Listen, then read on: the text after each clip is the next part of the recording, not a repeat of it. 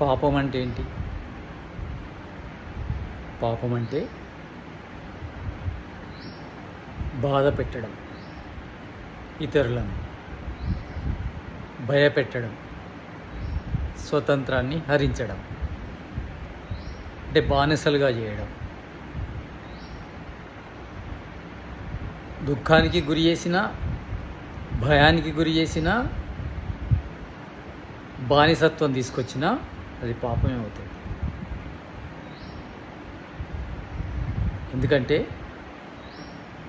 మనం కూడా కోరుకునేది బాధలు ఉండొద్దని, భయం ఉండొద్దని, బానిసత్వం ఉండొద్దని. ఏదైతే మనం కోరుకుంటున్నామో అది ఇతరులకు కావాలనుకోవడం ధర్మం అవుతుంది, పుణ్యం అవుతుంది. ఇతరుల నుంచి తీసివేయడం పాపం అవుతుంది, అధర్మం అవుతుంది. పుణ్యం అంటే సుఖాన్ని ఇవ్వడం, ధైర్యాన్ని ఇవ్వడం, స్వతంత్రాన్ని ఇవ్వడం పుణ్యం. మనం కూడా భయం ఉండొద్దని, బాధ ఉండొద్దని, బానిసత్వం ఉండొద్దనే కోరుకుంటాము. అదే ఆనందం ఇస్తుంది మనకు. ఇతరులకు కూడా అదే ఆనందాన్ని ఇస్తుంది.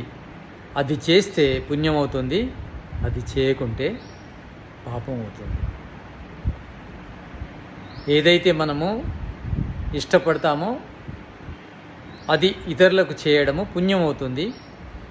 ఏదైతే మనము ఇష్టపడమో దాన్ని ఇతరులకు చేయకుంటే కూడా పుణ్యం అవుతుంది. మనం కోరుకున్నది అంటే ధైర్యాన్ని, సుఖాన్ని, స్వతంత్రాన్ని అది ఇతరులకు ఇస్తే పుణ్యం అవుతుంది.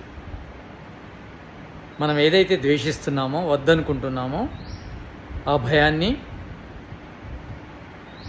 ఆ బాధను, ఆ బానిసత్వాన్ని ఇతరులకు ఇస్తే పాపం అవుతుంది, ఇతరుల నుంచి తీసిస్తే పుణ్యం అవుతుంది.